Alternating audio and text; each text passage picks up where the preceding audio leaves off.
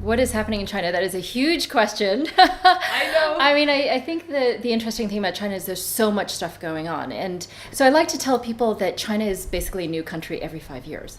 And part of that is the roads are new, right? The grid around you, the electrical grid around you is new.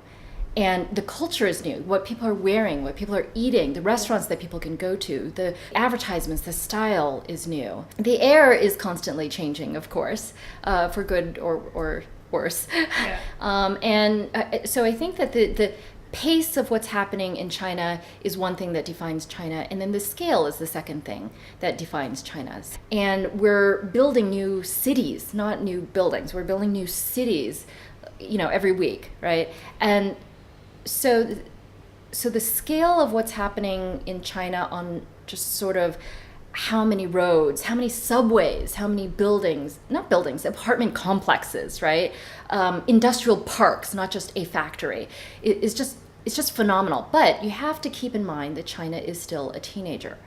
So it really thinks it wants to be an adult, but it's not quite ready to be an adult, right? Like a world leader. It, has a lot of inspirations to be a cool adult and an accomplished adult one day, but it's not quite there, doesn't quite have the capability yet, doesn't maybe have a driver's license quite yet. They're not an expert necessarily in anything, but they've got a lot of dreams. China has so many dreams right now, and that's what is really exciting about China. Because a lot of Western people are quite worried about the fast economic development and pollution that's happening in China. Yeah, not just Westerners. Yeah. Yeah. I mean, Chinese people are probably more worried about it because we're breathing this gray air and drinking this yellow tap water or seeing the red rivers, right? The food that may or may not be food. So I think that Chinese people are equally or more worried about the fast economic growth and how to balance it with environmental protection. The top of mind issue for Chinese people right now is safe food, air, and water. And I mean, if you just spent any time here in China and you're reading the news and you heard about the lamb in our hot pots, that's not lamb, it's actually rat and mink. If you heard about the dumplings, that's pork, no, it's actually cardboard. If you saw any pictures of the 16,000, maybe more pigs that were floating down the Shanghai River, virus disease pigs that they didn't know how to get rid of, the farmers didn't know how to get rid of, and there's new stricter regulations on getting rid of these pigs. If you walk around and look at people's iPhones, most likely they'll have an air quality index application. I have 3 of them on my iPhone, right? Or their Android. And every day they're checking it. Is it healthy enough for my kids to go out and play? Or do they have to stay in the classroom? The schools my kids' schools have sort of 3 layers, I think red, orange, and green, where, red means they have to stay inside because it's so smoggy. There's a lot of places in China, the water comes out yellow from the tap. And this is because of the pipes. It's not just because of the water, the 90% of our waterways is polluted, fact.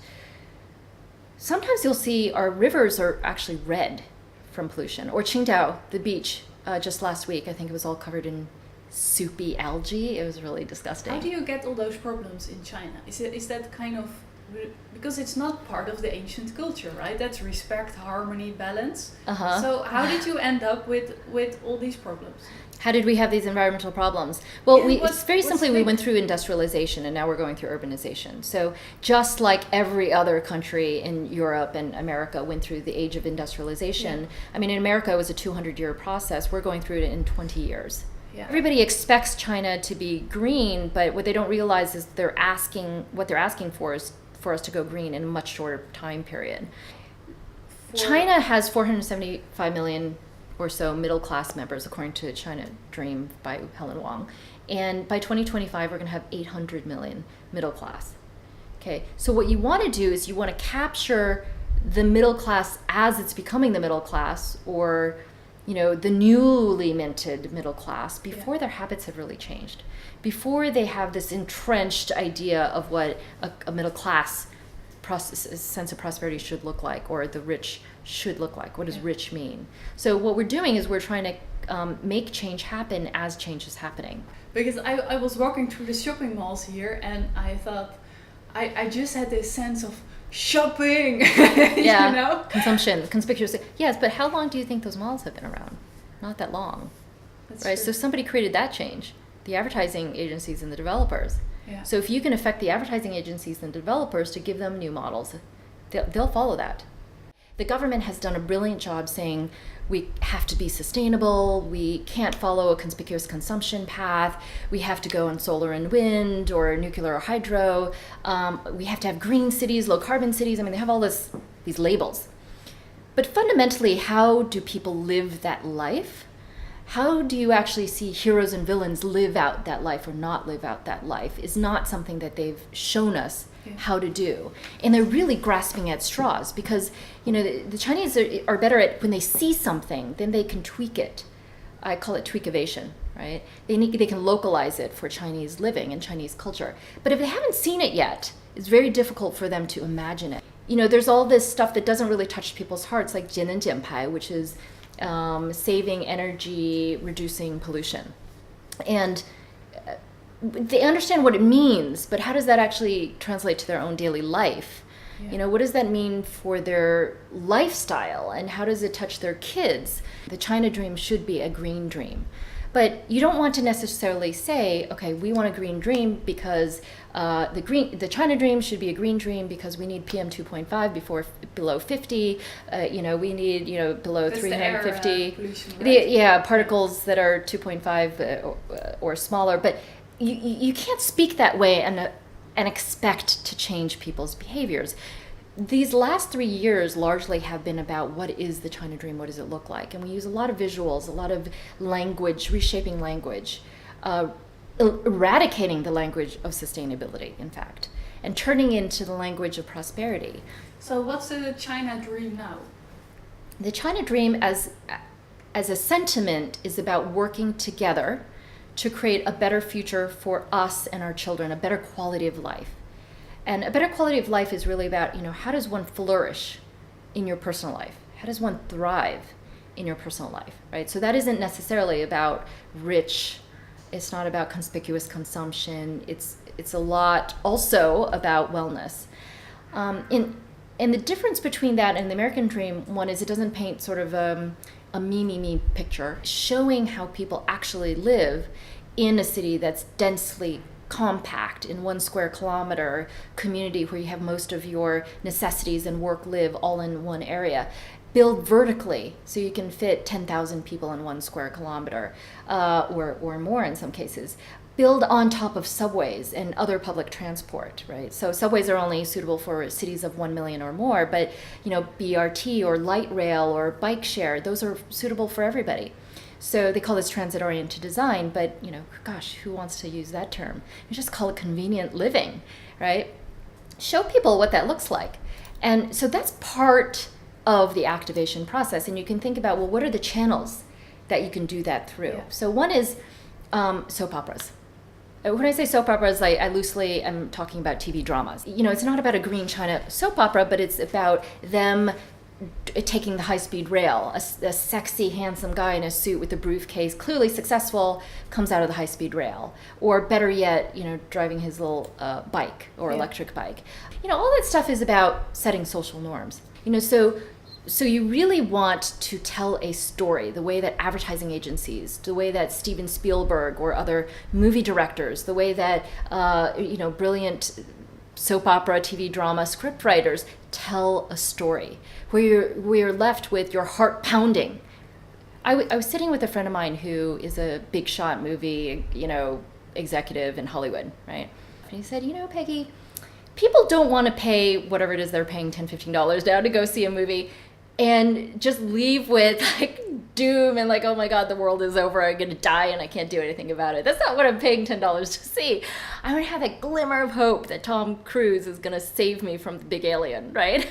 or whatever it might be. You have to have the glimmer of hope, right? You have to have the dream, right? So my friend Kaiser Kuo of Baidu, he's one of our advisors, and actually he's really the one that's been pushing us on soap operas. He said really early on, look, you want the handsome guy coming off the high-speed rail, sure.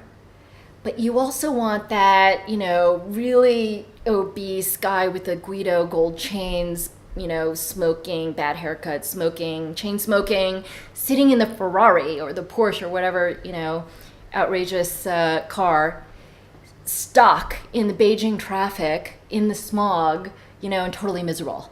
Yeah. Right? So you want to show these villains side by side with the heroes. That's what's going to move the emotion of people. But it's really a matter of repackaging the sustainability movement. And, the conclusion that I've come to really is that we need to throw sustainability jargon out the door. Because in one of your TEDx talks, you said that the big question now is, can China go fast enough? What would you say? Well, I think that China is going green as fast as it possibly can. I mean, I think on almost every level, it's outspending and outpacing other countries on how much it wants to go green in every single technology. But is it fast enough, given the growth of China's population, given the growth of our GDP, which is still 7%, even though that's slower than, in the past 10 years? It's a question mark. So I applaud China for moving faster than I think any other country in the world towards a green mix of energy. But I also don't want to rush it because, wind, for example, there was a huge growth spurt in windmills, right? Implementation of wind farms. But there was a time where 25% of those windmills, and I don't know what the current percentage is today, but it probably not that far off. 25% of those windmills weren't actually connected onto the grid because they were building the windmills faster than the grid knew how to take them on. Yeah.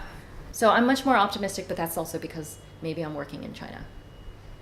Yeah, you see the change happening. You see how fast. And I see it things can fast. go. I see it fast, right? I see that people act. So, and I think that the internet era that I lived through in the 90s was very much like that. You had new people, new money, new business models, new companies, right? It was very inspiring, and everything happened on internet speed, which is like, was it dog life speed? Like 7 years is 1 year, right?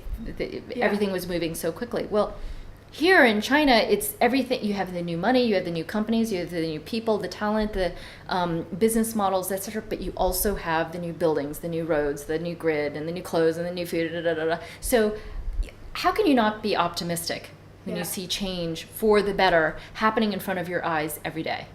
Yeah.